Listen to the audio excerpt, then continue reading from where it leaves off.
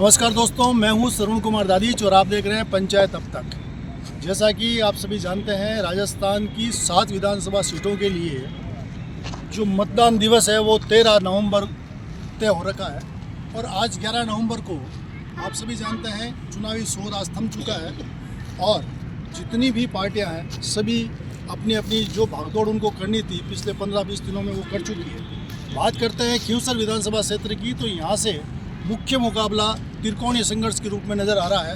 त्रिकोणीय संघर्ष इसलिए है क्योंकि आरएलपी से कनिका बेनीवाल, भाजपा से रेवंतराम डांगा और कांग्रेस से रतन चौधरी, तीनों ही प्रत्याशी ने अपना पूरा जोर चुनाव प्रचार में लगाया था। चुनाव प्रचार आज थम चुका है।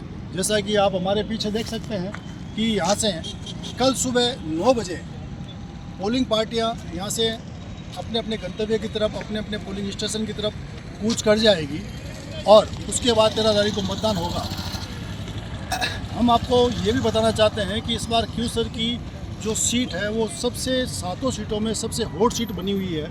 और हॉट सीट इसलिए है क्योंकि हनुमान बेनीवाल जो सांसद है नागौर से, उन्होंने अपना विधानसभा से चुनाव लड़ने के बाद, विधायक बनने के बाद उन्होंने अपना इस्तीफा दे दिया था। इस्तीफा देने के बाद में ये सीट खाली हो गई थी और अब उपचुनाव होने जा रहे हैं खींवसर के। और खींवसर के उपचुनाव में पिछली बार नारायण बेनीवाल ने उपचुनाव लड़ा था। इस बार नारायण बेनीवाल उपचुनाव नहीं लड़के हनुमान बेनीवाल की पत्नी कनिका बेनीवाल उपचुनाव लड़ रही है।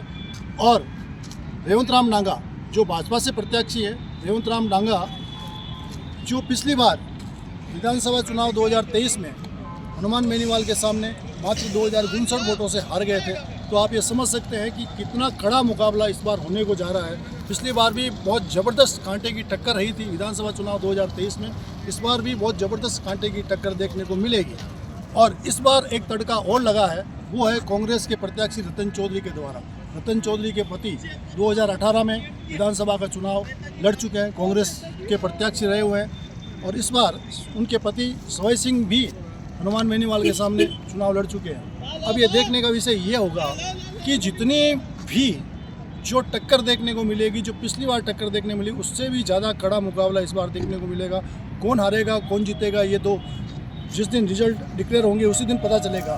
लेकिन मैं आपको ये ज़रूर बताना चाहता हूँ कि हमने जो खींवसर विधानसभा को जितने नज़दीक से देखा है, हमने इस बार ये देखा है कि प्रत्याशी चाहे किसी भी पार्टी का रहा हो, यदि पार्टी प्रत्याशी किसी भी ग्राम पंचायत में, किसी भी गांव में, किसी भी जगह जाकर उन्होंने सभा का आयोजन किया है तो भीड़ तीनों प्रत्याशियों के लिए लगभग बराबर सी देखी गई। ये एक ऐसा कौतूहल का विषय है या ये एक चर्चा का विषय है कि जब तीनों प्रत्याशी एक ही गांव में जाते हैं और भीड़ लगभग समानांतर मिलती है, तो अब ये कैसे कहा जाए कि कांटे की टक्कर नहीं होगी। ये एक सबसे बड़ा विषय है। अब ये देखने का विषय ये होगा कि जो भीड़ तीनों प्रत्याशियों के लिए देखने को आती थी, सभाओं में आती थी, वो अब क्या वोट किसके रूप में कन्वर्ट होगी और किसको वोट देगी, ये तो जनता जनार्दन ही जानती है।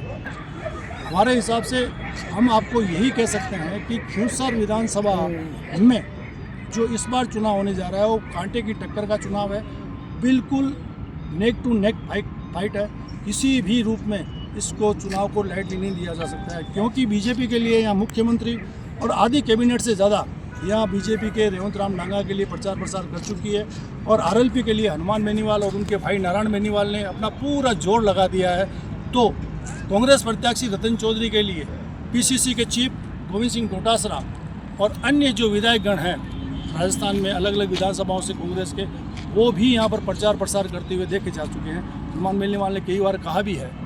तो ये एक देखने का विषय होगा कि कांग्रेस के भी विधायक नागौर जिले के बाहर और नागौर से और राजस्थान के कैबिनेट मंत्री और नागौर जिले के बीजेपी के विधायक सारे इस चुनाव में उतर चुके हैं। अब देखना ये होगा हनुमान बेनीवाल जो स्वयं और अपने भाई के बल पर ही ये चुनाव लड़ रहे हैं और आरएलपी के कार्यकर्ताओं बल पर चुनाव लड़ रहे हैं। ये चुनाव आगे जाकर जब मतदान दिवस होगा, उसके बाद जब मतगणना होगी, उस दिन क्या रिजल्ट निकल के आएगा, ये देखने का विषय होगा।